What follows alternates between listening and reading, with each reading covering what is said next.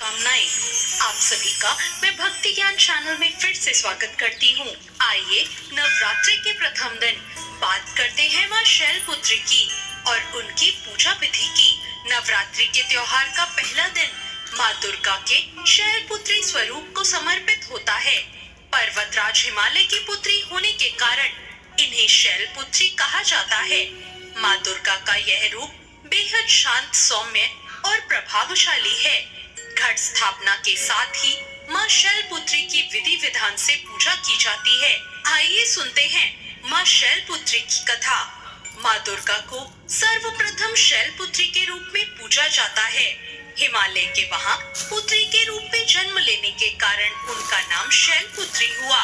इनका वाहन वृषभ है, इसलिए यह देवी वृषारूढ़ा के नाम से भी जानी जाती हैं। इन देवी ने दाएं हाथ में त्रिशूल धारण कर रखा है और बाएं हाथ में कमल सुशोभित है। यह देवी प्रथम दुर्गा हैं।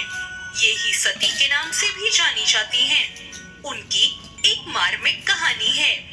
एक बार जब प्रजापति ने यज्ञ किया तो उसमें सारे देवताओं को निमंत्रित किया, लेकिन भगवान शंकर को नहीं। सती अपने पिता के घर यज्ञ में जाने के लिए विकल हो उठी और वो शंकर जी से कहने लगी कि हमें वहाँ चलना चाहिए। शंकर जी ने कहा, उन्होंने सारे देवी देवताओं को निमंत्रित किया है, लेकिन हमें नहीं। ऐसे में वहाँ जाना उचित नहीं है। लेकिन सती नहीं मानी और उनका प्रबल आग्रह देखकर शंकर जी ने उन्हें यज्ञ में जाने की अनुमति दे दी। जब सती अपने पिता के घर पहुंची तो सिर्फ उनकी माँ ने ही उन्हें स्नेह किया। उनकी बहनों की बातों में व्यंग और उपहास के भाव थे। भगवान शंकर के प्रति भी सब में तिरस्कार का भाव था। दक्ष ने भी भगवान शंकर के प्रति अपमानजनक वचन कहे। इससे सती को बहुत दुख पहुंचा। वो अपने पति का ये अपमान सह ना सकी और योगाग्नि द्वारा अपने आप को जलाकर उस यज्ञ की अग्नि में भस्म कर लिया। जब भगवान शंकर को इस दारुण दुख का पता चला कि सती ने खुद को भस्म कर दिया है, तो भगवान शंकर ने इस दारुण दुख से व्यथित होकर उस यज्ञ का विध्वंस करा दिया। यही सती अगले जन्म में शैलराज हिमालय की पुत्री के रूप में जन्मी और शैलपुत्री कहलाई।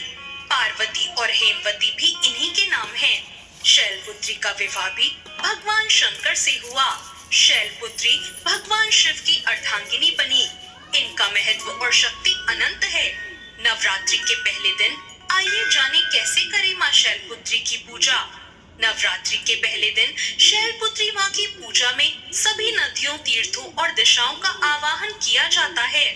नवरात्रि के पहले दिन प्रातःकाल स्नान से निवृत्त हो जाएं, फिर माँ का ध्यान करते हुए कलश की स्थापना करें। कलश की स्थापना के बाद माँ शैलपुत्री के चित्र को स्थापित करें। माँ शैलपुत्री के पैरों में कुमकुम और अक्षत लगाएं। माँ शैलपुत्री का ध्यान करें और उनके मंत्रों का जाप करें। माँ शैलपुत्री को सफेद रंग के पुष्प अर्पित करें और उनकी आरती उतारकर उन्हें भोग लगाएं। माँ शैलपुत्री का मंत्र, या देवी सर्वभूतेषु माँ शैलपुत्री रूपेण संस्थिता, नमस्तस्यै नमस्तस्यै नमस्तस्यै नमो नमः। पहले से लेकर आखिरी दिन तक नवरात्रि की पूजा में कपूर का इस्तेमाल बेहद शुभ माना गया है। कहते हैं कि माँ दुर्गा की पूजा में कपूर के इस्तेमाल से उनकी विशेष कृपा प्राप्त होती है। मान्यता है कि माँ शैलपुत्री को सफेद वस्तुएं प्रिय है, इसलिए नवरात्रि के पहले दिन माँ दुर्गा के शैलपुत्री स्वरूप को सफेद मिष्ठान का भोग लगाया जाता है। इसके साथ ही उन्हें श्वेत पुष्प अर्पित करना बेहद शुभ माना जाता है। तो ये थी माँ शैलपुत्री की कथा। आपको ये कथा और जानकारी कैसी लगी, कमेंट करके जरूर बताएं। साथ ही मेरे चैनल भक्ति ज्ञान को सब्सक्राइब करना ना भूलें। धन्यवाद।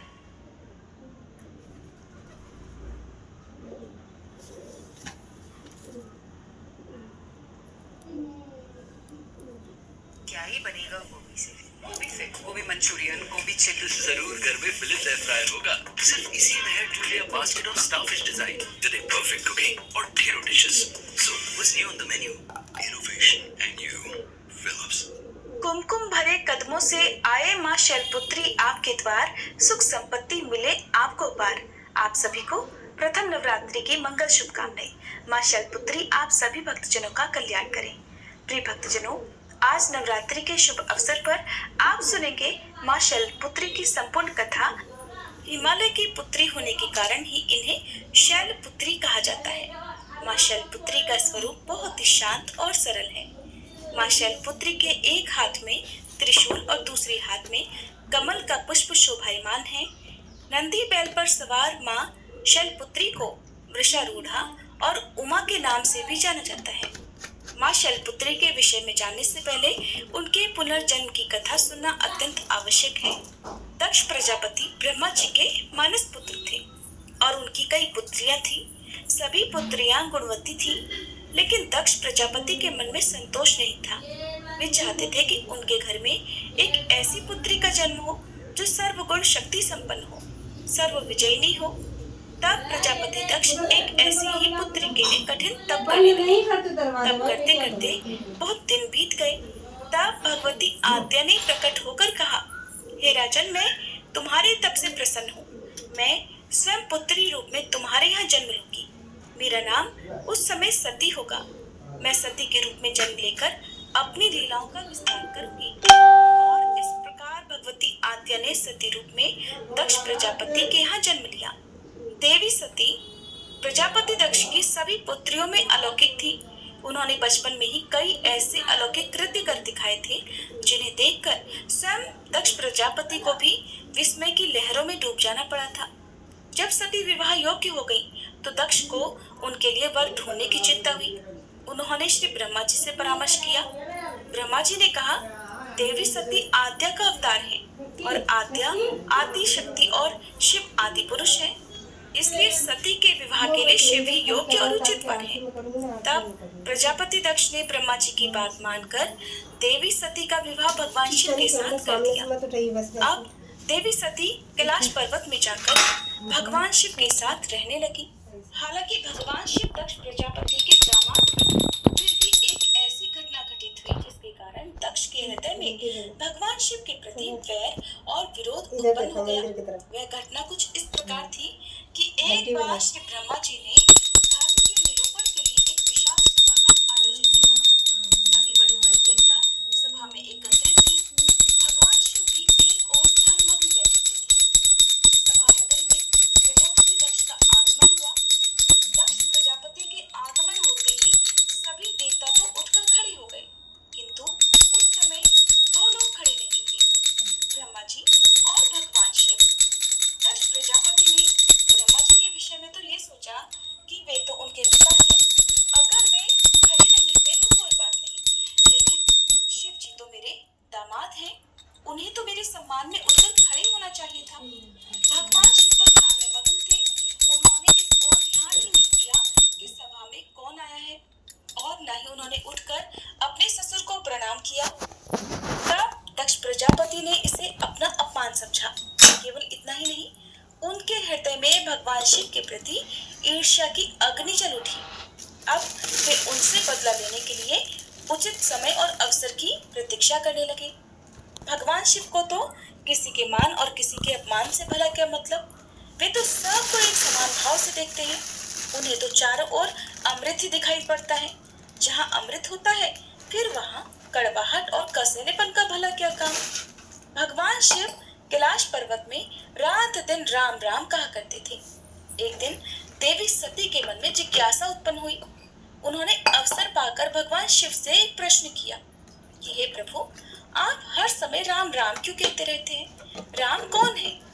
तब भगवान शिव ने देवी को उत्तर दिया कि देवी, राम आदि पुरुष है, स्वयंभू है और मेरे आराध्य है, सगुण भी है और निर्गुण भी है।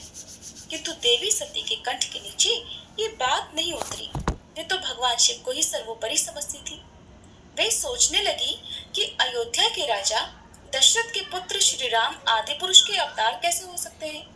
वे तो खुद आजकल अपनी पत्नी सीता जी के वियोग में दंडक वन में उन्मत्तों की तरह विचरण कर रहे हैं। वृक्ष और लताओं से उनका पता पूछते फिर रहे हैं। फिर अगर वे आदि पुरुष के अवतार होते तो क्या इस प्रकार आचरण करते? क्या वे आसानी से सीता जी का पता नहीं लगा लेते, उन्हें पा नहीं लेते? अब देवी सती के मन में श्री राम की परीक्षा लेने का विचार हुआ।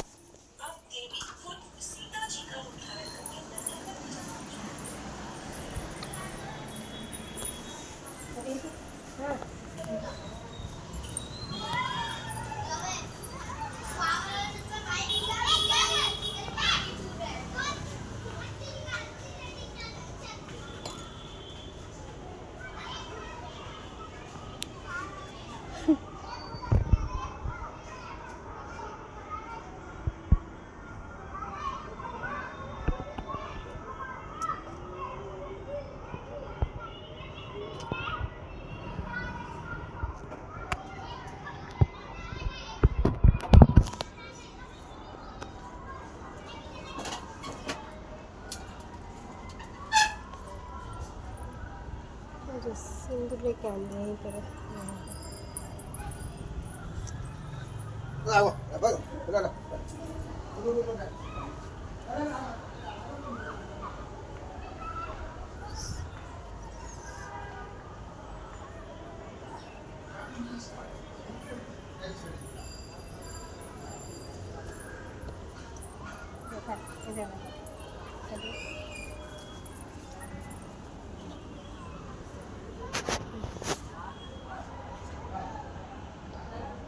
नीम का पेड़ है। नीम का पेड़ है। नहीं तुलसी से करते हैं। बहुत अच्छा है तुलसी मैया। अरे यहाँ से पूरा इसे काट दो। बंद कर दूँ।